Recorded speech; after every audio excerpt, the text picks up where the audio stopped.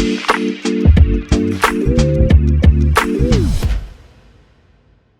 right, hello, and welcome back to another episode of the Chase Thomas Podcast, where I'm still the aforementioned Chase Thomas, coming to you live from Knoxville, Tennessee, over there on another coast entirely, the West Coast, LA zone. Evan Sowards over 49ers Hub. Evan, good evening, sir. How are you? I'm sick. And it feels very dirty for you to say LA zone.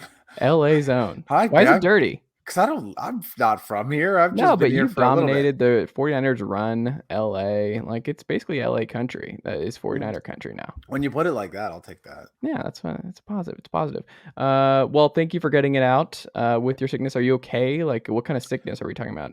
You know, I actually was like feeling happy, I guess, if you can be happy when you get sick.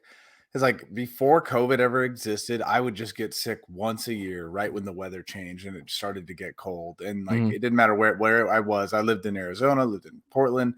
Right around this time, I would get sick, and that'd be the only time I'd get sick. And I would be like, for 3 or 4 or 5 days, I'd be done. Like, all right, let's move on. And then COVID happened, and I think there was that one year, last year, I was like sick every other week. And so here we go. I haven't been sick all year, knock on wood. And, sure, it rained for the first time today in LA. And I got sick. And I was like, yeah, okay, back to normal. All right, let's move on. So just a cold, just a little bit of a fever, drinking a lot of water. Okay. You're going to be all right. You'll be all right. Also here, Stay Hot Zone, the Twitter disruptor, the Aaron Rodgers hater, the pot stirrer himself, Theo Ash. Theo, good evening, sir. How are you? I'm good. My man has haters now. I'm so proud of you. A lot of them, man. It's been, especially these last couple of weeks, there's been a lot of pushback to the things that I'm saying. It is what it is, can't please everyone all the time, But it's funny because you back it up and your videos are great, and y'all should go subscribe to Stay Hot's YouTube page and also follow you on TikTok with all of your breakdowns and things like that, where people get mad at your opinions where I don't even think it's really opinions. When I go through your stuff, you're just pointing out, here's what's happening, and then people are getting mad, where it's like Tua, the Tua stuff especially, where you're like, look, it's good. We're not like he's doing what he's supposed to be doing with Jalen Waddle and Tyreek Hill. These are good things, and it's a positive that he has a good coach in Mike McDaniel, and it's a good thing to be in this position. None of these are bad. I don't know why some people just choose the throws are bad, but other than that, none of the But they're winning, and he's doing what he needs to do. They're still going to have 1,000. Like, they're still connecting. Tyreek Hill still leads the league in receiving. Like that, he still has to get the ball some way, and Tua's doing that. By the way, Theo, those tweets and that alone made me just think to myself that if the 49ers had Tyreek Hill, people would think right now that Jimmy Garoppolo was a Hall of Fame quarterback. I don't disagree. Look, and the Dolphins fans just hate me right now, even though like there's a lot of things about the Dolphins that I like a lot, but it's not enough. If I like a lot of things about your team, I have to like your quarterback. I have to give all the credit to the quarterback. Otherwise, I hate the Jets, even though there's plenty of like, I love Garrett Wilson. Everyone knows I love Garrett Wilson. He's my favorite wide receiver in the draft. I think he's great. Like, I love, the way Sauce Gardner is playing right now, and their defense is fun and totally like won in the trenches against the Bills. And, they were able to beat them like that, but I can't say any of that. I can't credit any of that. It's like, but you have to point out that, Zach Wilson didn't have a absolutely atrocious interception today and he won the game. It's like, no, I won't say that because that's not what happened. Like, he played fine, but it's always something like that. Like, before the season, even, I was like, I'm not looking forward to the Dolphins this year because I know I've had Tyreek Hill as the best wide receiver in the league for a long time now. I've said that he has a superpower for a long time now, and no one else quite has what he has.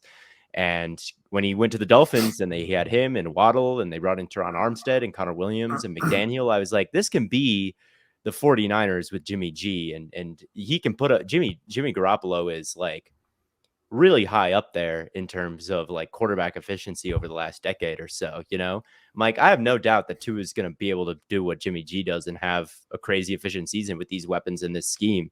And I had the Dolphins winning like 10 games. I had them winning a playoff game, getting to the divisional round.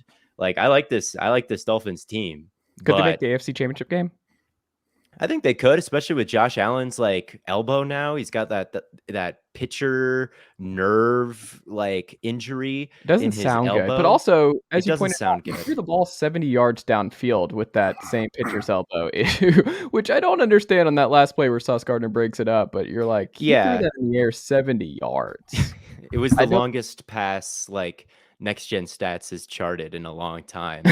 So we'll see about that. But I mean, it's clearly bothering him like a little bit. Otherwise, we'd never hear anything about it. So I don't know if it was adrenaline or what that got him the ball, or maybe it just hurt a lot to throw it that like he can throw it that far and it just hurt a lot. And it was the last play of the game. So it's fine. But yeah, I don't know. But yeah, that's mostly where the source of the anger comes from. You know, I called Zaven Collins bad when he was coming out of Tulsa. I didn't like him, but when he had a pick six, no one DM'd me and called me an idiot because of that. It's just all about the quarterbacks all the time, and they do anything good ever, they gotta, you know, you It's gotta just let so me funny hear because you're about it. so laid back. I just don't think people understand, like, one of the things about like, Evan, I could understand a little bit. When Evan gets hot about a 49ers thing or just, like, when we talk about the Packers, Evan's gonna get pretty hot and pretty disrespectful, and it's gonna be, like, a solid 2.5 minutes, 3 minutes of, like, okay, Well, I can see why he would get do you know some what the hate messages. difference is? Yeah. This is what I think is hilarious. Like, this isn't my job. I don't do this for any other reason that I enjoy talking to Chase. And he one day a long time ago was like, hey, do you want to come talk about football? And I've just been doing it since. You can't find my work anywhere else other than me tweeting because it's not what I do. And I can understand someone being like, how dare you, Evan? Like, you don't do this for your job, blah, blah, blah. Like, I could get that. But like, feels like spends a lot of time, energy, and effort trying to get it right and trying to just be honest. And people get mad at him. Like, it's just the funniest thing. I love it so much. Yeah, I always find it funny. It's never really gotten me too bad. There was one the other Jets fans were mad at me because I called Jeffrey Simmons the best defensive tackle after Aaron Donald, and I love Jeffrey Simmons. And they all got, by the way, so mad at me because they're like, well, it's so clearly Quinnen Williams. And I love Quinnen. They're like, why do you hate Quinnen Williams? It's like that famous tweet where it's like, Twitter is the only place where well-articulated sentences can get completely misinterpreted. I love pancakes. Does so that clearly so you hate waffles? Yeah. That's a whole other sentence. Yeah. That's legitimately Jeffrey Simmons and like Quinnen Williams. Like they're both fantastic players. I just like Jeffrey Simmons a lot. And like, even still, that alone in the sense of it, like Jeffrey Simmons has been fantastic since the moment he stepped on an NFL field. Whereas Quinnen kind of struggled in the beginning. Not a lot by any means, but enough to be like, well, we could celebrate Jeffrey Simmons more because he's been fantastic since the moment he touched the field. Right. They got drafted in the same year. And like right now is the only time where you could say Quinnen Williams is better than Jeffrey. Like Jeffrey Simmons has been consistently and great. He got drafted number 3 overall, one behind Nick Bosa. So, a little bit more hype in Quinnen and a little less production. Yeah, also, Quinnen got in a fight super with his coach, like what, a month and a half ago? Like that was not that long on the sidelines where Jets fans were like, "Uh-oh, is this what's going on with Quinnen?" Like, let me say this: shut up, Jet fans, shut up. You're worthless. Literally, you haven't won a Super Bowl in 800 years. Like Joe Namath, no one cares. The Giants are a terrible organization, and they have 2 Super Bowls in the last 20 years. Shut up. No one cares. Be happy you have Quinnen Williams. Shut up. Right.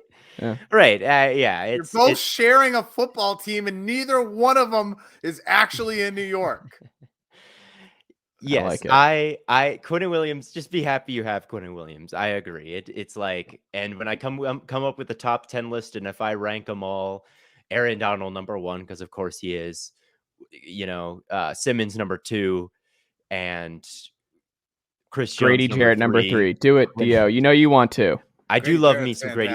Grady Jarrett is a great player. I wish he had more help on the defensive line over the last 5 years. But there's just a ton of great defensive tackle. I think defensive tackle talent is higher right now than it has ever been, at least in my lifetime. It's insane how many people have good nose tackles and 3 techs like Kenny Clark, Grady Jarrett, Quinnen, Simmons, Donald, DeForest Buckner, Grover Stewart to Vita Vea, Kenny Clark, Dexter Lawrence up in New York. Like Ed Oliver is great. Like there's so many great defensive tackles right now. It's tough to rank them all. I wouldn't. You It's wouldn't kind of a rank them. flavor thing. This is one of the only positions in the NFL that I very feel comfortable saying you'd have to do tier lists. You couldn't do a number ranking system because there's too many in that like second, third tier that are identical. Jonathan Allen, I haven't even mentioned. And Daron Payne's been balling too for them this year. It's just like the amount of talent at defensive tackle. It's like, yeah, there's a bunch of great ones I happen to prefer. But anyway, none of this. I wonder if that's why Grady Jarrett didn't get moved this offseason, was just that like so many teams around the league were like, we loved Grady, good player, but like we already we're set there. Like Grady doesn't really move the needle for us. And the Falcons are like, well, I guess we'll just keep him. It's fine. Yeah, it's almost a little bit about like wide receivers, perhaps. And I feel like both wide receiver talent and defensive tackle talent right now. I don't know why, but we're in an era where there are just a lot of them. And same thing with receivers right now. We saw a bunch of movement. It's almost the opposite, but kind of a similar thing is we saw all these wide receivers move around this year because I think a lot of teams were like, well, we can find wide receivers in the draft. It probably has the highest hit rate of any position not drafted in the first round. Like there's every year in the draft, they're like, what a great wide receiver class. It feels like every year since 2014 with that Odell, Mike Evans, like that whole class. It seems like every year is like, holy cow, there's 6 wide receivers who could go in the first round. So wide receiver is one where I think you need a great one. They can turn around a team, but they're easy to find. There's no excuse not to have any wide receivers. But on the flip side, I was going to say, like Green Bay and Tennessee, you look at it and you're like, wow, maybe you would feel like this thing would be going a little bit differently offensively if you had just kept Devontae Adams and AJ Brown. Maybe if you just kept them.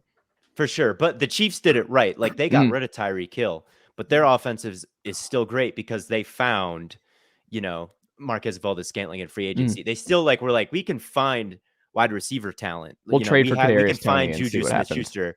We can find, MVS, and they obviously still have Travis Kelce. MVS hasn't really done anything, though. I think at the end of the day, you just have Patrick Mahomes. That's true. I think it's like the other thing too is just that even though he hasn't done anything yet, he's in the chamber. Like you wouldn't be surprised if he's something in December or January. Right. He could be like a Mario Manningham, like blow the top off in a Super Bowl or something. And they have Mecole Hardman, who, I think they drafted Mecole Hardman because Tyreek Hill was in legal trouble and it looked like he could get suspended.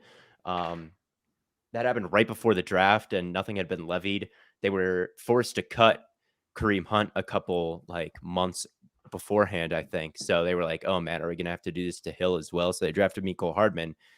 Nothing ended up happening to Hill. And so they just had, a Hill replacement with no one to replace. And then this year, he's been a bigger part of the offense. And so you've got him, you've got Juju, you've got, Sky Moore hasn't done too much at all, but they've at least invested in the wide receiver position and guys like Juju, which they got him for a pretty cheap deal. Like the Packers, they drafted Christian Watson, who's been hurt, Romeo Doubs, who's been fine, but 4th round guy, then you're asking a lot for him to step in. They didn't really maybe if Watson was healthy consistently, it would be a different story. But I think wide receiver talent is easy to find. I don't think there's any real great excuse for the Titans and Packers to just not have any because lots of teams have 3 good ones, right? Like lots of teams have 3 guys that you can say in 11 personnel, they're all fine starters. To not even have one is, I guess the Packers have Lazard, who's 1, but you need it. I don't think there's any excuse to not have wide receiver talent, and kind of the same deal with defensive tackle right now. I think almost every team has a good one right now. Not all of them, but a lot of them. Do you think the Packers called the Falcons about Kyle Pitts?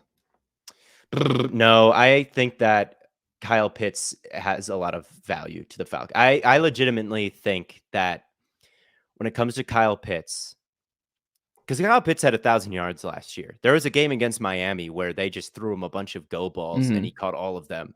I think that they threw him a bunch of go balls yesterday and he caught none of them because Marcus Mariota was throwing those into another orbit. Yes. And I think Arthur Smith knows this, and I think he knows what he has in Marcus Mariota. He coached Marcus Mariota before in Tennessee, and he got benched for Ryan Tannehill. And in that season, Marcus Mariota was near the top of the league in efficiency off play action because they had AJ Brown.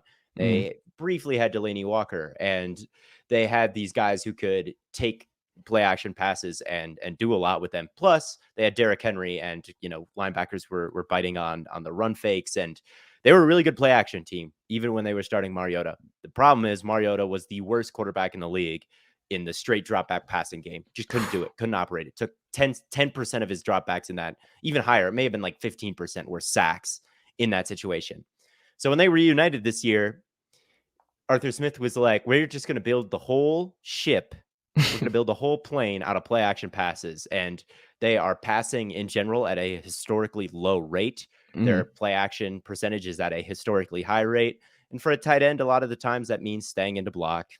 That means, and he's good at it. That was the problem. Is Kyle Pitts letting them know that he's actually a good blocker was a problem. He should have been airmailing those and just being like just whiffing, and they can put him at X, and then it'll all be okay. 100%. Because they have, Pruitt plays a lot for them, but him actually being a good run blocker is just a problem. And pass blocker really is just like, oh, Kyle, you shouldn't have done that. You're doing too good at things that we don't want you to be good at.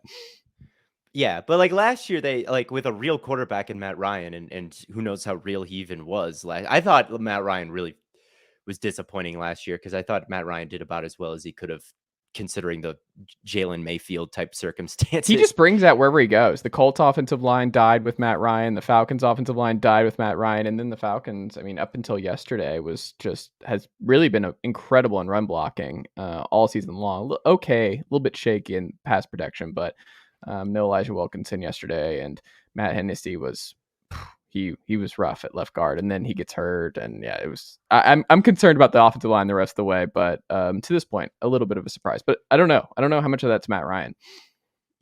Yeah. But anyway, I don't think the Packers will trade for Pitts, and I think the Falcons know what they have at him. I think it seems. What do you think his trade value is? Like, what do you think when teams if anyone called about Pitts, what do you think the Falcons could realistically have gotten, or it could get this winter from Pitts from a Pitts trade?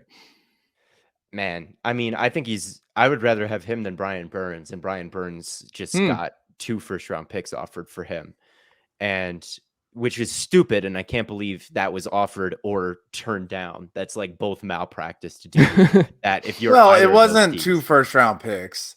It was the Rams offered 2 first-round picks. It was 2 first-round picks 17 years from now. 2 years from now, 2 and 3 years from now. Yeah, that matters. You know where the Rams are going to be 2 years from now? Do you think that any team, including the Panthers, would have turned down 2 next year and the year before first-round picks? I guarantee if the Rams had first-round picks next year, especially with where they're at right now, they would have accepted. They would have accepted because the GM of the Panthers doesn't have that long. If he's bad next year, he's fired, right? He will be fired if the team is bad. So he has to keep Brian Burns around, even though the smart move is for long term. Are we sure about that though, Theo? Are we sure? Because Tepper is coming from the Steelers way, right? Like, he was groomed in the Rooney way. He was a minority owner there for a long time. There's one thing we know about the Steelers. So they're going to give you time. Matt Canada, I don't care. You can yell at me all you want. Matt Canada is staying. Mike Tomlin, obviously forever. Kevin Colbert, obviously there forever. I don't know. I think Scott Fitterer, Matt Rule got a long time, and he just got the outrageous extension. I don't think he wants to be that kind of owner, the reactionary. He's not going to do the Jim Irsay, just like, let's just bring in a random guy off the street. Jeff Saturday, remember him? He's our new coach. He doesn't strike me as that type of owner. We got to get into that too. Yeah, we will. But I don't know. I don't know about that. I think Fitterer might be okay long term. Well, then it makes even less sense because look, the Jamal Adams was an all-pro caliber player, like arguably the best safety in the league when Seattle traded 2 first-round picks for him and gave him a big contract. You think New York is regretting that deal? Like, 2 first-round picks to get that amount of talent on cheap deals, like, it's usually worth it for a defensive player, especially a defensive player like Brian Burns, who is good. Certainly, he's got a lot of juice off the edge, but he's not Von Miller. He's not Khalil Mack, who ripped the ball out of Drake London's hands this Sunday, which was one of the most disrespectful things I've seen in a while. Khalil Mack in 2018. They traded 2 first-round picks for Khalil Mack, and I honestly don't know if the Bears would do that again. Like, Khalil Mack was amazing for them, but it prevented them from surrounding their young quarterback with talent because they spent so much on the defensive side of the ball, and their quarterbacks didn't develop for a long time. So it's just in terms of like making deals and allocating resources, 2 first-round picks, 2 really talented young players on cheap deals for 5 years, or Brian Burns for, on an expensive deal for 3 years. Like you take the picks. You should take the picks in that situation, to me. And I think the only explanation on why you don't take the picks is either you think Brian Burns is Aaron Donald and you cannot move. He is unmovable. He is Patrick Mahomes. Tyreek Hill got moved and he's probably the most valuable non-quarterback in the league. Like I don't know what to say. I don't know what to say. Like you take that deal. I get Brian Burns is good. You got to take that deal. And especially with the Rams, like their picks maybe 2 years from now, but man, they're in rough shape. I was gonna say, but like, why would you do that if you're the Rams? Like, that's not a left tackle. You need a left tackle. You need the offensive line's not there. Stafford's gonna be sacked more than he has at any point in his career. By the end of it, like, this is not a winnable year. This year is over. Right, it's over. And last year, maybe they were like, well, maybe it'll be the Von Miller. Like it'll be Von Miller last year. Like you put an edge rusher next to Aaron Donald, you got a double team one, and the other's one-on-one, and there's going to be wins over and over again. Like I see the vision on designing your front like that, but the difference is you got Von Miller, a better player than Brian Burns, for a second and a third, right? And your offensive line had Andrew Whitworth on it, and you were good. This year, you're bad. You're getting a worse player for more picks, and I truly, like, it would have been a fireable offense for the Rams if they would have like actually pulled the trigger on this. They would have been, they wouldn't have. But if you're Les Snead, you don't care. You won the Super Bowl and you've already mortgaged the future. It's like, it's not my future. He's doing the Magic Johnson thing. Like, I'm not going to be here when you have to answer for all of these trades. I guess, but he's not turning it around. He's not like what player on a rookie deal is good for the Rams right now? The person you would do the 2 first-round picks for is Laramie Tunsil, your dude. Like, that's the kind of trade you make, is you call the Texans and you're like, hey, how many offensive linemen can you give us for this stretch run? What are you guys doing down there? Yeah, and even that trade, like the Dolphins won that trade. They got Tyreek Hill because of that deal eventually. Like those kinds of resources, like 2 first-round picks, you can do a lot with that. And to trade him for Brian Burns is like not the most efficient. That's not the best way to use 2 first-round picks. So, and like if you're the Rams, you won your Super Bowl, but like, why are you continuing to go in all in after that when you've hit this hangover, right? Like you won the Super Bowl, but the next year you realize you have no young talent. There is not a single player on that team. This is music to Evan's ears. It's called heroin, Theo. It's called heroin. They can't stop. They got a little taste, and now they can't let go. They should obviously be rebuilding, but they've got Matt Stafford still there. Sean McVay's threatening to leave, and they know they got to just chase that dragon. That's the. I think Stafford retires after this year. By the way, is that a take? Is that a hot take? I think he retires. I don't know if he retires. It depends on how bad his elbow is bothering him. Remember when before the season?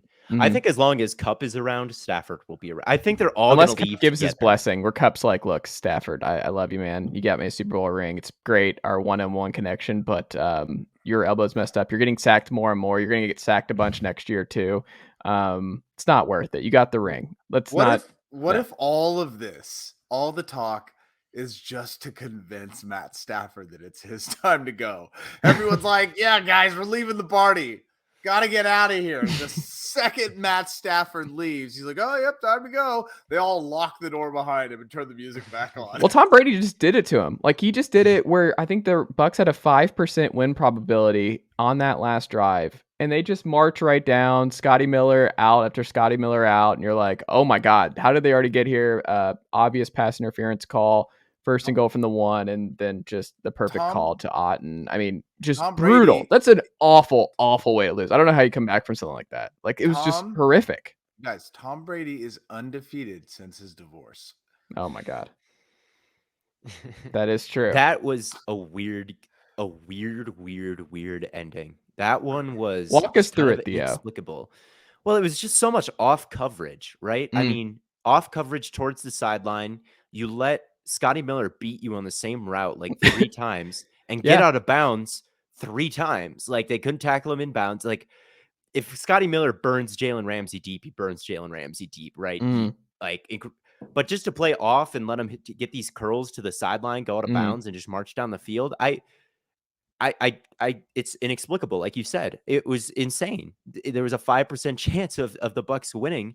I mean, you saw the Rams after that game, just like, I mean, we've seen a lot of disappointing teams this year. The Packers being one, the Bucs being one, but the Rams after that game, just like on the sideline, like kneeling, like they just witnessed a terrorist attack, like mouth agape, like they were crying. They were just completely shell shocked after that game. Like after a regular season game, I don't know if I've ever seen a team just kind of just be that in that much disarray. Like it's just a complete and total mess. You want a team like that's first round picks, man. There's like the problem with them is obviously the offensive line. They just cannot. So many times last year, Matthew Stafford would access the backside dig. There would be like 3-by-1, and Kupp would be on the 3 side, and he would worm his way open from the slot because he's like he's stacked and he's not getting pressed, and he would just find the soft spot. He'd settle down, and if he couldn't, Stafford would check the backside of the coverage, and it would be Odell Beckham winning a 1-on-1. That's how they won the Super Bowl. This year, like they can't exit. Like Allen Robinson looks like a shell of his former self. He's not even winning that backside 1-on-1 anymore. And Stafford doesn't have the time to read like the front side and then get to the backside. Like last year, they could line up an empty 5 guys protecting and they could hold up. They were like historically good in empty. This year, they can't, like they physically cannot do empty. They cannot run without chip help, and they're going to lose anyway when they do have chip help. Plus, they can't run the football at all. Their running success rate is like the worst in the last decade. Or I think Darrell Henderson had their longest run of the year yesterday. It was like 27 yards. Yeah, they cannot run the football. They get tackled at the line of scrimmage like almost every single time. So you can't run the football. You can't do what you want to do. You can't run play action because Stafford doesn't want to turn his back to the offensive line because by the time he turns around, he just wants to like keep everything in front of him all the time. I think that's similar to Joe Burrow. Like it's a complete and total. There's no way to rebound. Same thing with the Packers. Like there's just no path. I don't see it. They can't play man because Ramsey's their only good corner. Like if you play man, you have to play man. The other guys have to play man too. It's not just Ramsey. So they just can't do what they want to do. They're not good at anything. Their pressure rates are terrible because like it's Donald and who, like I don't even know the other. There's Leonard Floyd, who's like a number 2 guy, and then it's some guy named like Hollins, I think. So they can't get any pressure. They can't run the football. They can't pass the football. They can't protect. They can't play man. They just suck. And last year the Bucs suck too for like similar reasons. But the Rams just suck more, I guess. And I just don't know where they really paid the price for going all in. It's not. But they won the anyone ring. who ever says cap space isn't real, or cap space you can just do whatever you want, you can manipulate it year in and year out, and it never catches up to you. It's just one of the stupidest narratives that you see every offseason. So how are they signing all these guys? You saw that so much with the Rams this year. How are they signing Bobby Wagner? How are they signing Allen Robinson? How are they doing all this? Well, they lost Von Miller. They lost Austin Corbett. They lost who's the other corner they had before I can't remember his name, but they lost that guy too. They lost Odell Beckham.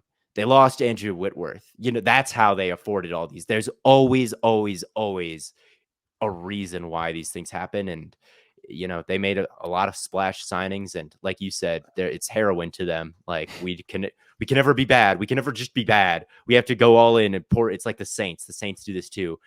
Like we can never be bad. We can never be awful. We're going to go all in. People forget that. People forget that they never got the ring though. They never got the ring. But they never got the ring. But they still just go all in every offseason to like they just avoid the rebuild. They put it off.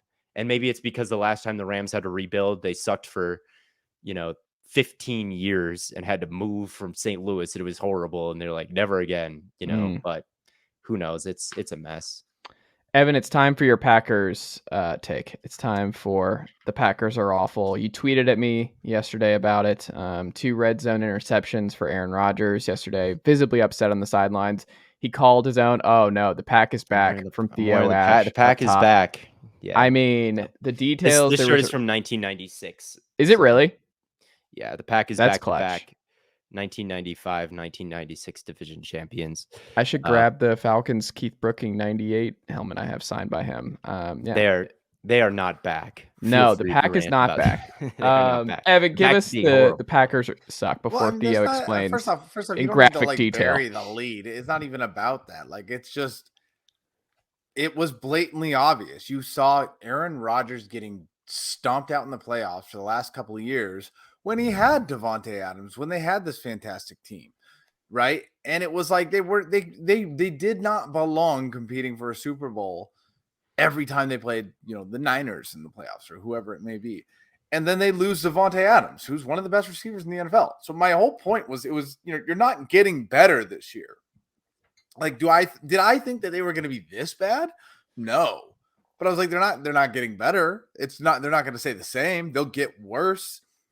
This is a whole level of terrible that I don't even know if I'm ready to enjoy. This is perfect. This is everything. Not even enjoy. You're not enjoying this fall from grace, the 3-6 Packers. You're not enjoying this a little bit, the dysfunction between what Stafford or what Rodgers and LaFleur want to do. No, that's what I'm saying. I love this so much. This is great. Aaron Rodgers sucks. Like, not as a quarterback, but as a human being. Okay. Every choice that Aaron Rodgers has made from the moment he became a QB in the NFL till here was backed behind his godlike quarterback play. And every single time we were like, oh, he seems like he's kind of a dick. Well, he's the best quarterback in the world. Who cares? Well, his family all seems to hate him, but, well, who knows? He's the best quarterback in the world. So we'll give him the benefit of the doubt. Every relationship he gets in romantically goes to hell. Well, have you seen that throw he made? He's got, he can do no wrong. He's not that guy anymore. So, like, the house of cards has crumbled. So not only is he not he threw 3 interceptions. By the way, this is the one year, because I am forever cursed, the one year I've ever drafted Aaron Rodgers in fantasy. I was like, they're going to be losing. He's going to be throwing the ball all the time. It'll be great. You're right on the first part. They just don't throw it all the time. Yeah, you were halfway there. You were on the right track. But they're terrible. They're terrible. He's terrible. You guys talk about Matt Stafford retiring. I don't think Aaron Rodgers is going to retire, but this Packers experiment is going to explode more than it already has very soon. Because I don't think LaFleur ever wanted. LaFleur was excited to use Aaron Rodgers, but he was not excited for that relationship. We need Aaron Rodgers on the Detroit Lions in 2023. That's what we need. That's what this country needs to heal. I don't know if you saw my Aaron Rodgers to the Colts take. I did see that because Jeff Saturday liked it. Yeah, Jeff Saturday, he used to play with Jeff Saturday. Pat McAfee is always trying to recruit him there. He has, I believe, Aaron Rodgers has property outside of Nashville, Tennessee. Mm-hmm. That was why he was rumored to the Titans during that time. That's why he was rumored to the Titans. If he can live out there, how different is Indianapolis? It's like they're like bordering states. Yeah, and you get not someone who South, needs to live in LA, the best thing in the world. Like, who doesn't want to move to the AFC South? Yeah, exactly. So we need to get Rodgers to the look. It's Rodgers' fault, and I don't think Rodgers is completely athletically washed. That's kind of my thing. Like, he could still throw it a mile. You saw some of his scrambles versus Detroit, where he, took off and picked up long first downs on like a 3rd and 17. Like, he's still athletically washed. He's still smart.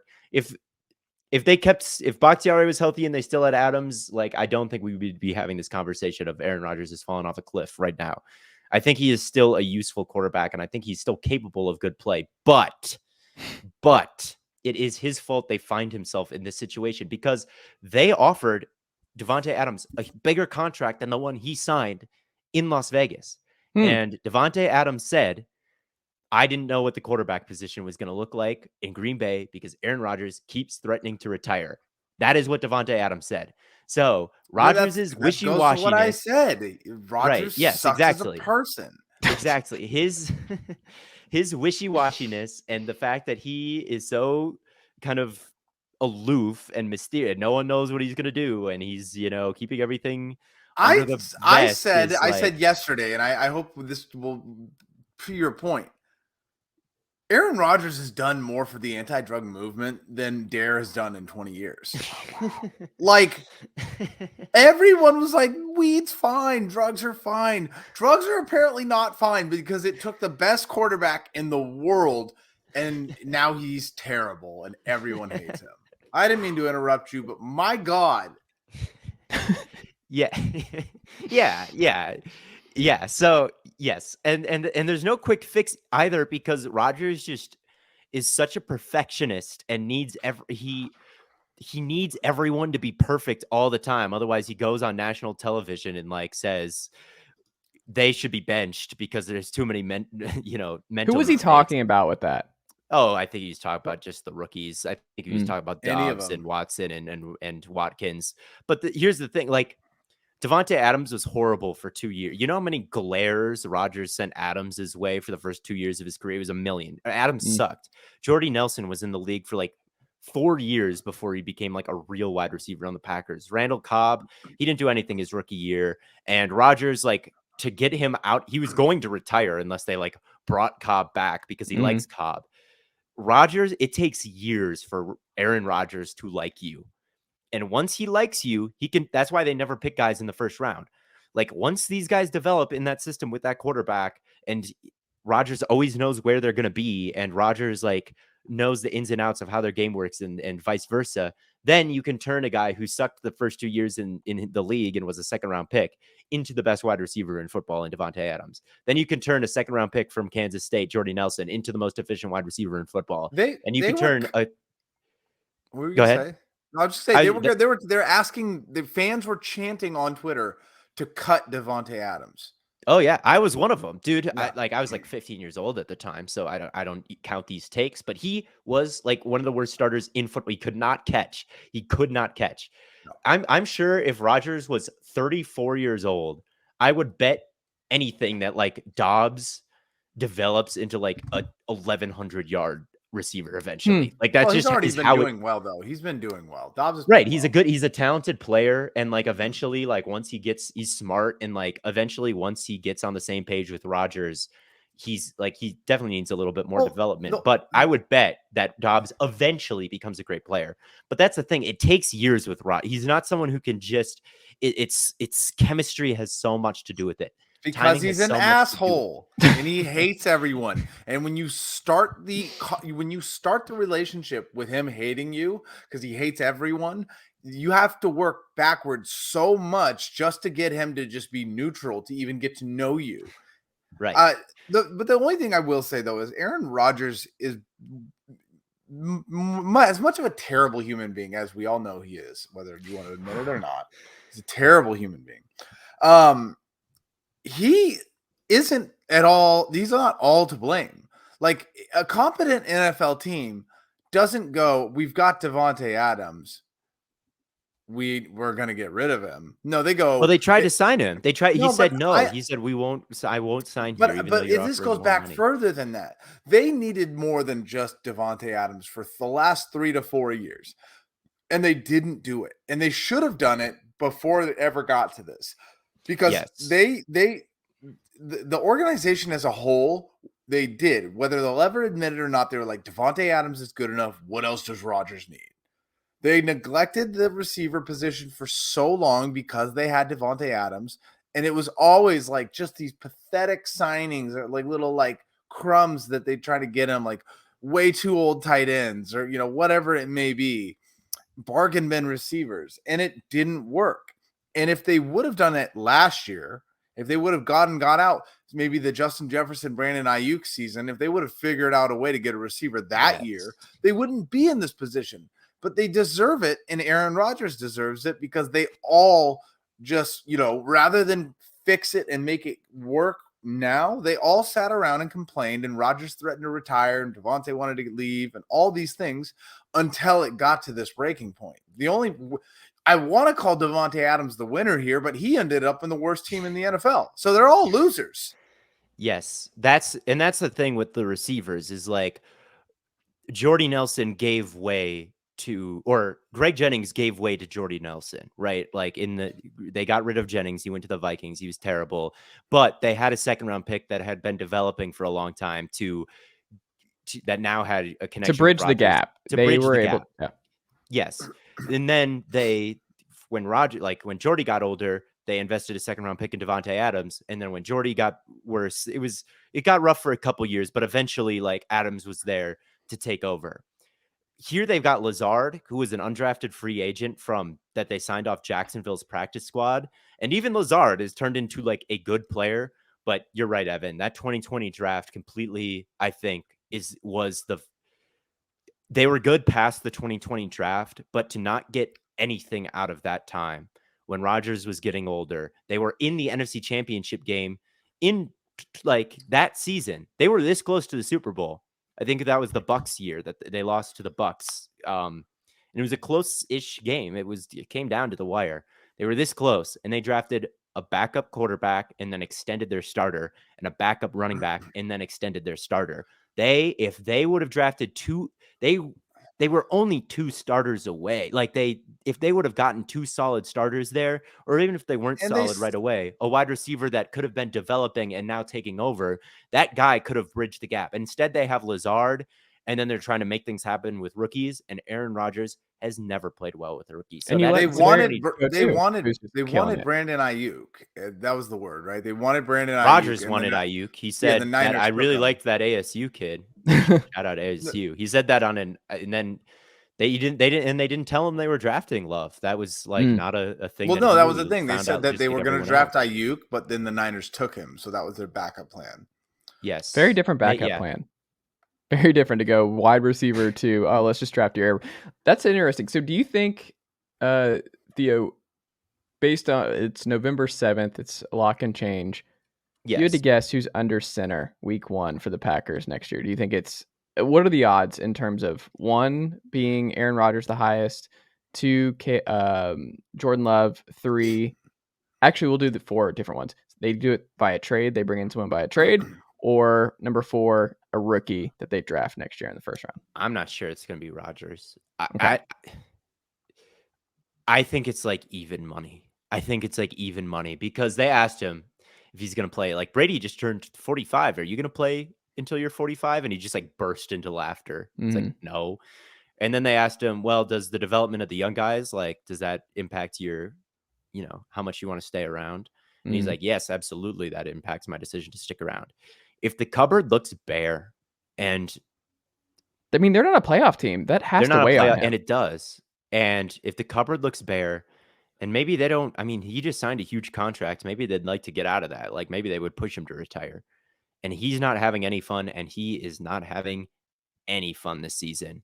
Like, I don't know. It could be. I think there's a path where Stafford, Brady, and Rodgers are all retired after this season. I think there's a possibility where those 3 all.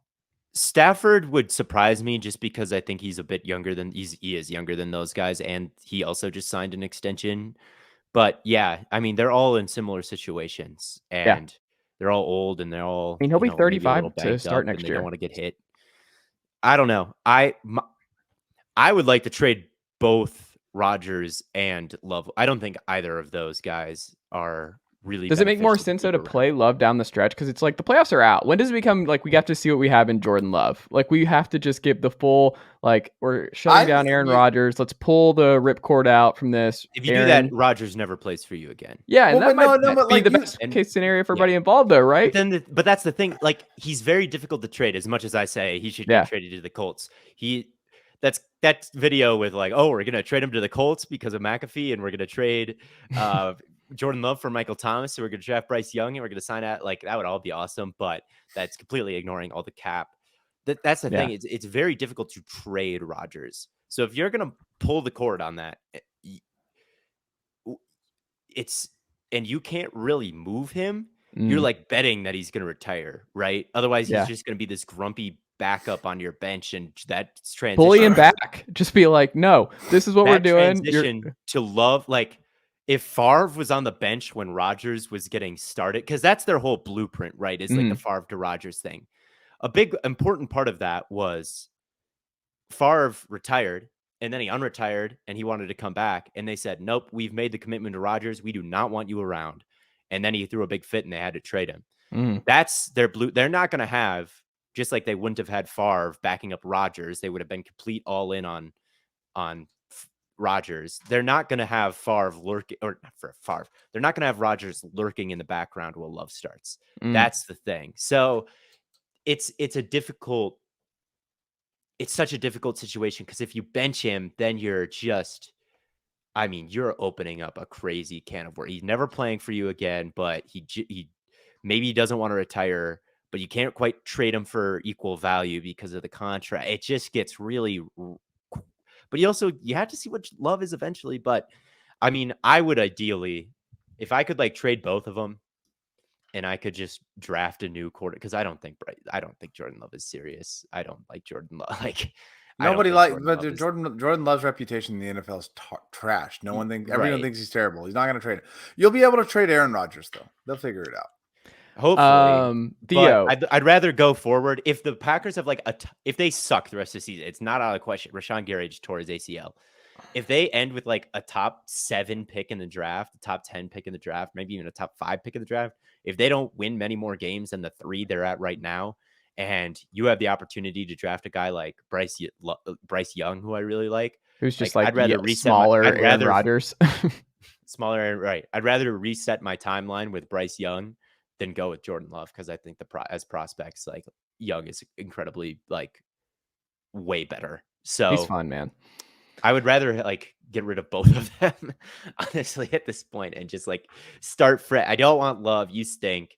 I don't want Rodgers. You are grumpy and you're past your prime. And like, let's just get into the new era with a real quarterback. That's what I'm rooting for. I don't think it'll happen. So to answer your question, who do I have my money on? It's probably Rodgers if I like had to bet on someone, but it's not a sure thing at all, which I think everybody knows. But I'd like it to be Bryce Young. Evan, do you now that you have Christian McCaffrey in the building for a couple weeks now, watching Jeff Wilson just dance all over with Raheem Mostert, the gang's back together, the magnificent duo in Miami, are you feeling pretty good about what Christian McCaffrey has shown you thus far? You get a bye this week. How excited are you for the Christian McCaffrey experience now that he went to Stanford, and many people forget that, and how that expedited him learning the playbook and how ready he would be. Very smart. Very smart. People forget Christian McCaffrey. Very smart. Not many people know McCaffrey's and the Shanahans, close family. That's another under talked about part of all of this. The reality is this: it's pretty straightforward, and we don't need to spend too much time on this. The 49ers are going to win the Super Bowl. Oh wow! no, but I will say this. What Christian McCaffrey did was the first real football game that he had. That he had like first week of practice that he played, and he played fantastic. If he could stay healthy, sky's the limit. We also have to remember that he didn't play with Deebo Samuel. Deebo was out. The offense is only going to be able to do more once Deebo gets in. I genuinely think that some insane things are going to happen on this offense that we probably don't even understand yet. I mean, they're already throwing the halfback. Yeah. I think they might score the most points from here on out for the rest of the season. But it all depends on health, right? Jimmy's got to stay healthy. Christian's got to stay healthy. Deebo, all the above. But one thing that people need to understand when I joke about the Super Bowl, I do think they're going to the Super Bowl. I really do. And that all depends on health, obviously, as well. But the 49ers are getting so many people back after this bye. They've been just barely scraping by with injuries. And week after week, someone was out. This is the first week where we're getting literally everyone. Like Eric Armstead's coming back. Javon Kinlaw might come back. Charvarius Ward, who's been playing fantastic football, is going to be, kind of more as healthy as he's been in a long time. Jimmy Ward, who's had a club from breaking a finger. All these players are coming back, and they were already playing decent football without him. So, let me just say this. The Kyle Shanahan show, whatever it may be, how much of a genius he is, how it all starts against the Chargers, because they have everything they need. Jimmy Garoppolo is playing some of the best football out of any quarterbacks in the NFL right now, as crazy as that is to say. Very few quarterbacks are playing as good a football as Jimmy Garoppolo is playing right now. He's throwing all the passes that everyone said that he can't make. All the passes that Kyle's offense is limited because Jimmy can't do it. He's doing it. I mean, he's throwing his deep pass completion percentage is insane. The middle of the field from like 10 to 14 yards is like lighting it on fire, and Debo's coming back. So I think the Chargers are a wounded duck, and they're like going into a lion's den this next week. Like the Chargers have they were my Super Bowl pick, but they can't stay healthy. Do you hear one of their players like injured himself lifting this week? It was Jerry Tillery, my favorite guy. Yep. Another great, but yeah, that's a Chargers thing to where they got more injured. You were right about week. this. Yeah. You were right about this before the season when you said, why do you like the Chargers? Thank you, Theo, for remembering this. Can we knock this down? I am so glad Theo brought this up. I am so glad because Evan just every year it's the same. So did I. I thought I had the Chargers having a ridiculous record. Well, they got a lot of injuries, but the one thing that I will say, they can't stop the run for the life of them. Well, when you get matched up with baby Derrick Henry, Tyler Algier, and Cordero Patterson, who causes a Fox NFL color analyst to yell out Jesus Christ in an actual broadcast because he lit up the linebacker on his way to a touchdown, which Cordero Patterson did. I don't know if you caught that. I caught that, and I thought about it because A.J. Dillon in the Packers game was on the 1 yard line, and he had to meet a linebacker one-on-one and fall forward, and he couldn't do it. He got stood up. And then I changed the channel because I got so sick of the Packers game to Chargers. And as I did that, I saw that play from Cordero. It happened they happened very close to each other. And I was like, oh, it's not too much to ask for. I see Cordero Patterson do it. Why can't you, Dylan? Cordero, when he's healthy, and I think he was on a pitch count, which was unfortunate this week because LA had nothing for him. They had nothing for Cordero. He runs so hard. It's ridiculous how hard he bursts through the hole. That man, I don't care if he's on carry 13. It's different the way he attacks the hole versus every other running back. Maybe it's because he's not a traditional running back. Maybe that's just part of it. He attacks it from a different way. We got to get Caleb Huntley out there because whenever he's in the game, everybody knows, they're running the football here. Caleb Huntley can't go out and catch anything. So when he's in the game, you can just tell they're stacking the box and they're like, oh, we know what's happening here. They're getting a breather for these guys, but they're running the football. This is right up the middle with Caleb Huntley, and he's just not fast enough to do anything. Where Tyler Algier and Cordero Patterson, even if it gets clogged, they can bounce it outside or they can do other stuff to make something out of nothing. Caleb Huntley cannot do that. But Algier had so many big plays, and I'm so excited to see what he's going to be. He's got that dog in him, as people might say. So I'm very excited to see what that 1-2 punch looks like. But Mariota just missing some gigantic easy deep balls, and the Falcons Chargers way of losing that game, where the stat was on the broadcast of they've been in the most one score games, number 1, number 2 over the last I forgot how many years it was, but it makes sense because these two franchises are just cursed in very different ways. And the Falcons, Taquan Graham. An unbelievable fumble by Austin Eckler. Graham picks it up. What I didn't realize on the broadcast where I was watching it out and about and just taking my notes in my notepad right here, and I'm like, he didn't get touched when he fumbled the ball. He's running and fumbles, which is Herbert worse. Was about to light him up. Herbert was about to light him up. I credit in my Justin Herbert agenda, I credit him because he was. Oh wow! Herbert was literally ready to. If you go watch it back, he's lowering the shoulder, ready to hit him, and the defensive tackle just went dropped it, which is insane. That's even more embarrassing because he's got to go in film today. I'm sure he was in film study today, and they were like, "Is that Justin Herbert challenging you?" And you fumbled the ball running away. That cost him the game, and obviously they drive immediately back down. That was one of the more demoralizing Falcons losses I've ever seen. 10-0, they were in complete control, ran all over him, and then they would have these 3 and outs where Mariota missed a deep ball, and then it's 2nd and long, and they only get they get 4, maybe 3 yards, and then it's 3rd and long, and then it's here's something to eliminate Zacchaeus out wide that's too short of the sticks, or Drake London broken up over the middle.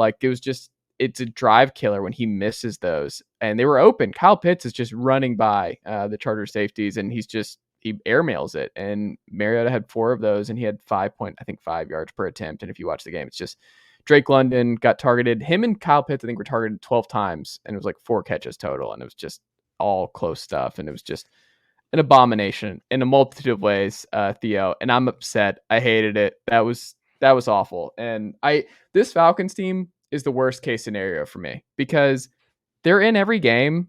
They're running the ball really well. They're well coached by and large. They're getting more out of the defensive line, offensive line than any of us would have thought before the year. But good God, when you're bad, it's like, oh, we can prepare for Bryce or a Will Anderson or something. They're going to go like 7-10, 8-9, and they're going to just do enough to not get a great pick. And they're just so soul crushing week over week. I hate it. I'm not even looking forward to the rest of my months. I was looking at checking out and being like, Matt Ryan, Colts contention. I can just support my guy for the year and emotionally check out of the Falcons. Not so fast, my friend. I have lost my freaking mind week over week. You're in the thick of a divisional lead here. Oh my God. Theo, I cannot handle it. I don't want any of this. I don't want a playoff game. I don't know what to do though. I want Ritter. At some point we have to see what we have in Ritter because Mariota, it's not enough. He's doing everything I told you he'd do. Yeah. Keep you in the game. Just ruin my life. Hey, all I'll say after this last game is you guys might actually end up with a fairly decent pick for a quarterback. We might what? End up with a high pick in the draft. Who? The Falcons. No. Falcons are too solid. They're too well coached. They're going to win games, and teams who can't stop the run, they're just going to run it down your throats. They are not shy from that at all. So any teams that's banged up on their front seven, Falcons are going to steamroll you. This Tyler Algier and Cordell Patterson, when they're healthy, I'm telling you, it is brutal what they do. It's brutal. They control the line of scrimmage. They're a physical pain in the ass team. Like they so are. What do you guys? You thinking you're gonna like end like 8-8 or 8-9? Like I think this is 8-9 and just miss the playoffs and then have a terrible pick, and we have to take like I don't even know who the pick's gonna be, but they have to bite the They have to bite the bullet. They have to be aware of who they are. Yeah, and they have to start Ritter, even though they're in the thick of this. That's where I'm at with this team. No team on earth will ever do that. It'll never happen. You can't be a game out from winning the division and start a backup rookie quarterback. Maybe you can if Mariota plays like he just played. I was gonna say Mariota's been bad. Like he was awful in this game. Like I don't think people understand. You had to watch every throw and what he's doing, like the pocket dancing around and just he has no touch. Like there is no touch on the deep balls, and it's bonkers. When it comes out of his it makes it worse when you're watching Justin Herbert throw these liners. Just he was hitting Josh Palmer with some really good throws in this game. I mean, he found Gerald Everett with a good one that I think was called back in this one. Do you know what I'm talking about? There was a crazy throw towards the end. He rolled out to his left, and there was a dig. I'm not sure who it was late in the game. I think it may have been on the game-winning drive, and there was a dig running. He was rolling out left. The dig was developing to the right. I think that was to Everett. He threw it across his body, and any other quarterback, it would have gotten picked because the dig was running into a safety. And if you throw it across your body late, going a dig into the middle of the field safety, it's going to get jumped. But he just threw this crazy dime, like just not even real how fast the ball left his hands. There's another one where there was like a curl route, and like there were two Falcons like directly to the side of this curl route. Like no way you should throw this. And he just like delivered it right between them, and they like ran into each other, and his wide receiver kept like running after this curl. I don't know if you saw that one, but yeah. Austin Eckler also almost had one of the more bonkers touchdowns I've ever seen. Yes. That was weird. It was so weird because Hall obviously thought he was down 2. And if you watch the replay, his arm does touch. Yes. But it's like barely. And it's one of those where you're like, how do you not just touch him? Like that's the one thing you do while he's down. Like just make sure, because he really did roll over. I forgot who it was. Might have been Armstrong, who is absolutely the worst cornerback in this league. Maybe CJ Henderson and him are in an epic battle on Thursday night to figure out who should not be playing cornerback for their team on Thursday. But I mean, I lost count of how many times the Chargers were targeting him. It was just like Armstrong, practice squad, Armstrong, and that was it. No AJ Terrell. It matters for the Falcons. Yes, it does. AJ Terrell. He's lost some tough ones this year. Like Michael Thomas, week 1 is a good example where like sometimes like he'll be like in fine coverage, and then he just has been put on a highlight reel because the wide receiver's done something incredible this year. But yeah, Terrell's still great. Yeah, but I think you gotta go with Ritter, and it's the same. Ritter compared himself to Ryan Tannehill in the pre-draft prospect. He said, I feel like I'm a lot like Ryan Tannehill, which I think you can shoot a little bit higher than that. I don't think it's like an unfair comparison, but I think it was just kind of funny that he said it. But I'm looking forward to that agree. as a Falcons fan. If anytime you have a chance to develop the next Ryan Tannehill of your generation, you'd sign up for that 10 times out of 10. But Marcus Mariota got benched. Yeah. I don't know if he got benched by Arthur Smith, but on an Arthur Smith staff for Ryan Tannehill, and things got a lot better with Ryan Tannehill because Ryan Tannehill is capable. He's not great at it, but he is capable at running like straight drop back stuff. And he is just more accurate, and he is like his pocket presence is a little better, and like he's better. All right. And Ritter was someone who in college, I think, operated a real offense at a pretty high level. His accuracy was pretty dicey, but like he was clearly smart. I thought he navigated the pocket well, and he was thrown with like anticipation and actually reading the whole field pretty quickly. And the accuracy was sometimes a mess, and the mechanics were sometimes a mess, but I do think that there is something there with Ritter, and he was my favorite quarterback in the draft, more so than Malik Willis. And Malik Willis kind of, I think, showed why last night with all the, he just can't quite pull the trigger. He's like, his sack rate was so crazy high at Liberty.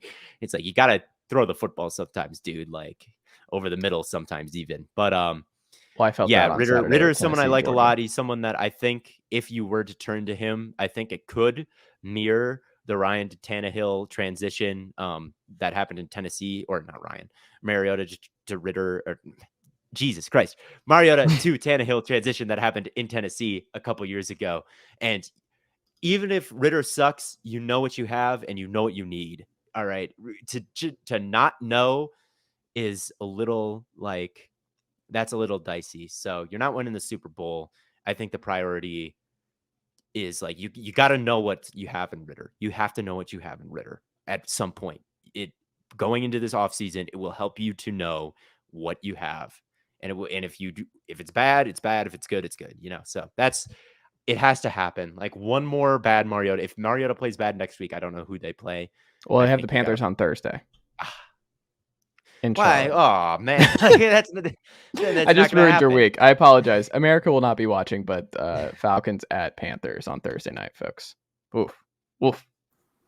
And then we're gonna win again. So it's just gonna be the Falcons are right there back in the thick of things in the NFC South. Last thing before we do our picks, the Colts hired Jeff Saturday as their interim head coach. Evan, Jeff Saturday, who I found out is actually like coaching in Tequila back close to where I grew up. At like I think it's like Hebron Christian School or something. So he has been coaching technically. He's on Get Up, ESPN's Get Up, and by all accounts, nice dude. But the Colts bypass Reggie Wayne. They bypass everyone on this staff. I think Scotty Montgomery's on this staff.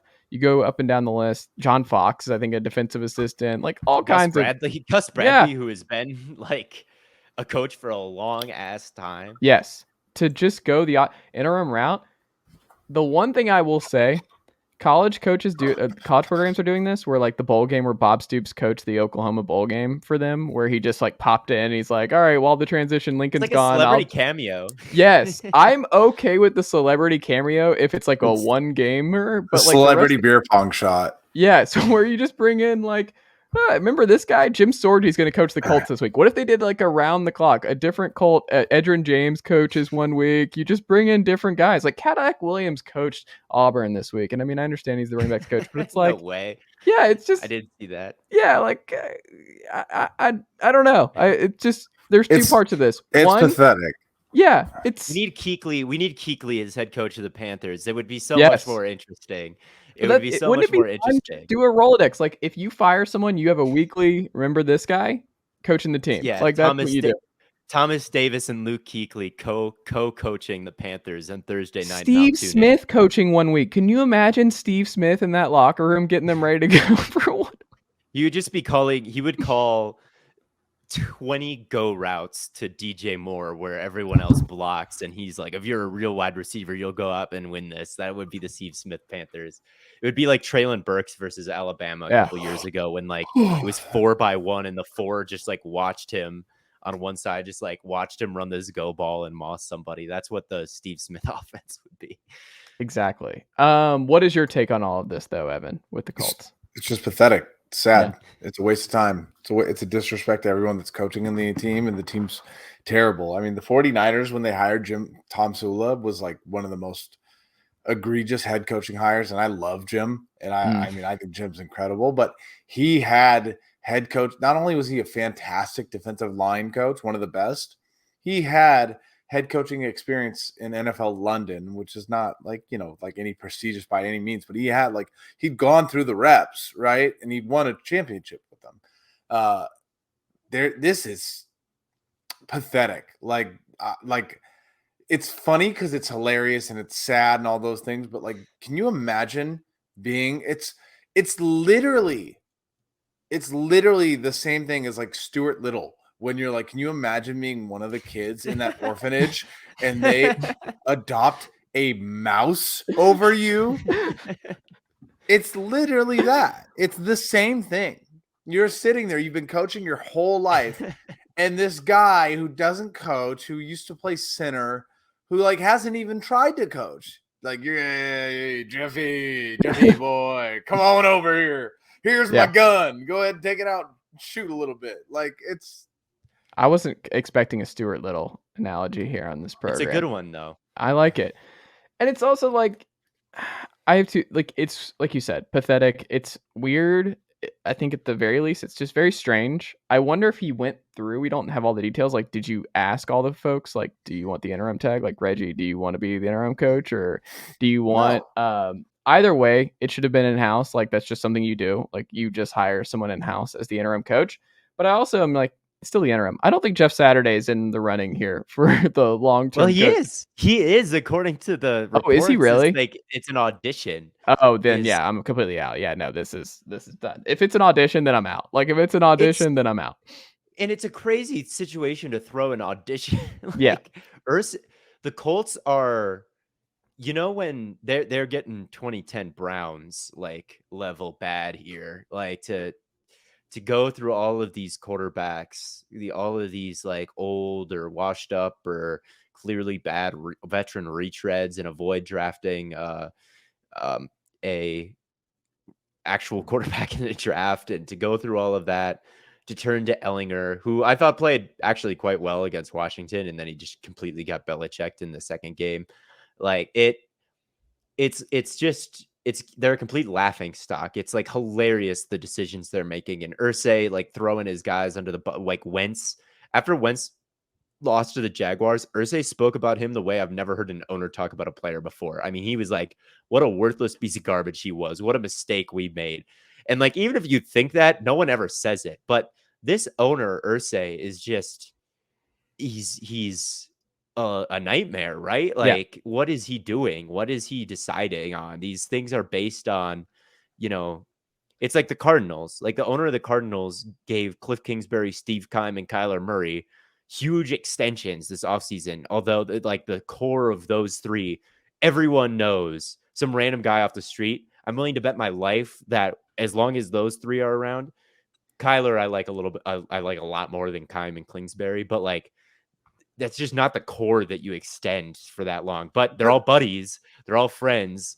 Well, that's the bigger issue. This is all the good board. This is like the worst case scenario for the good old boy network. Like, this is 1000% the worst. And I think what pisses so many people off, and rightfully so, is that it's so out in the open. We're not even hiding it. Like, we're just throwing it in your face. Like, this is how this still works, and there's nothing you can do about it. I think it's the arrogance to just do that and know that there's nothing you can do about it and just move on. Like, that I think is the worst part, is that the arrogance involved to just be like, I'm calling up Jeff Saturday and I'm one of the 32 NFL owners, and I'm just making Jeff Saturday my coach, and there's nothing you can do about it. And you're like, God. We need to just first off stop talking about this, because if it's pathetic, and it doesn't deserve this much airtime. But one thing we need to talk about: Frank Reich is not that bad of a coach. Yes, They have he is okay. He is fine. Gotten him since he joined. It was the year that Andrew Luck left. Then he since had Jacoby. I think he had Luck for a year, didn't he? Yeah. But he had 2018. So then he had Jacoby Brissett and Brian Hoyer, Phillip Rivers, Carson Wentz, and then now Matt Ryan. His run game is really fun to watch. Yeah, it's really fun to watch. And if I was the Panthers, if I was any team that fires the Raiders this offseason, the Raiders should fire their head coach right now. I agree. I'd much rather have Frank than the Josh McDaniels. And Ballard always just escapes scot-free. Ballard, people like Ballard. He's a media guy. People like Ballard. People thought he was going to be a very good signing. A lot of people talked about him like he was going to be the best GM. And for a while he hit on some good picks. We were like, oh wow, Jonathan Taylor, Quentin Nelson, yada yada. But the wheels were falling. You know what he had that is actually weirdly kind of key for a lot of these GMs when they're going through a rebuild or anything like that, is when you don't have the quarterback yet, you get so much leeway for the first couple of years where you're like, I'm building in the trenches. I'm going to draft Quentin Nelson early, draft a guard earlier than anyone's going to. I'm going to draft Jonathan Taylor. I'm going to draft Leonard. I'm going to do this, that, and the other. And then we'll get to the quarterback. We'll eventually get there. So just ride with me for a while. That's the best case scenario for a lot of these GMs, where you don't have to immediately put your name to a quarterback. It's because if they flame out, then your job's probably done. You don't usually get 2 quarterbacks unless you're Steve Keim in Arizona. Most of the time, you're not gonna get that. And for Ballard, he's just been able to be like, look, what do you want me to do, man? I got Phillip Rivers at age 74. I've got Jacoby Brissett. Andrew Luck retired on me. What am I supposed to do? Yeah. And one thing in hindsight, the Colts didn't in hindsight, the decisions the Colts made a little more sense outside of the Wentz pick. The Matt Ryan trade seemed like it was a good idea. Yeah. Right? Obviously after Luck left, you're like, what are you going to do? But all of it compounding together is terrible. Never taking a quarterback though is wild. The fact that they never took one in the last 5 years is kind of pretty wild. Yeah. They took Ellinger. Yeah, well, no one in the first round. No real swing. They didn't take a real swing here. They did, or even the second round. They didn't. Yeah. They were in on Ritter. They don't have Ritter to turn to. They don't have Malik Willis to turn to, or Pickett, or even Corral. One of those guys who weren't actually first round picks, but were viewed in perhaps there is something there in this year. And they had plenty of pick. They took Bernard Raymond, who stinks. Matt Pryor's terrible. Their offensive line is worse than ever. So it's just a weird franchise. And honestly, it wouldn't surprise me if Frank Reich bounced back somewhere and was a good coach. And it wouldn't surprise me if Chris Ballard bounced back somewhere and was a good GM. It kind of feels to me like ownership, Jim Irsay, is kind of a loose cannon and forces them to do some crazy things. I guess that's kind of where I'm at. Is Irsay does if it I think he's made the Colts have not been one of these disaster classes over his reign there. There's been some good years. There's been some playoff teams. So he doesn't get thought of Daniel Snyder. He's never done anything that bad. But Irsay's had his fair share of controversies, and it seems like he's at the helm of some extremely questionable decisions. So to me, it's tough to overcome a horrible owner, and that's what the Colts have, I guess. And yeah, Ballard shouldn't be free of blame. He's crafted a pretty bad team for the last couple of years, and Frank Reich has coached a bad team over the last couple of years, but I do think that they are good at their jobs for whatever reason, but yeah, who knows? But yeah. Theo, what can the good folks check out from you over on TikTok, Stay Hot's YouTube page? What can you plug? Yeah, go check out the podcast Stay Hot. We have episodes every Monday that drop and every Thursday that drop. And then we got a ton of other content from me specifically. Every Wednesday, I drop an All-22 review, which is 30 minutes on whatever topic I want to talk about. And on TikTok and Twitter, you can find me at Theo Ash NFL. You can join the mob attacking me for my Tua and Zach No, Wilson don't do that. take. We're not encouraging that. No mob behavior. Don't attack Theo. Please stop. Don't attack. Or you could become a Theo defender and say, Mhm. hey, man, why don't you give him a chance? So, you can join. It's all happening on Twitter, that whole dialogue. You can pick a side. And on TikTok, Theo Ash NFL, making longer breakdowns or medium length breakdowns there on whatever. So, yeah, lots of different places to find me. And that's all of them. There you go. Evan, what do you want to plug here? At Evan Sowards for an enter sub. Anything you want to plug? Chase Thomas podcast and stay hot. Yeah. In the meantime, anybody that tries to be mean to either of my friends here, I will bully the hell out of you, and I will put your head in a bathroom toilet. He'll give you the same treatment as he gave Aaron Rodgers earlier. Just in person. Slander your name. Yes. Mm-hmm. I love it. Evan, Theo, this was awesome. Appreciate the time as always. And I will talk to y'all both very soon. Take care.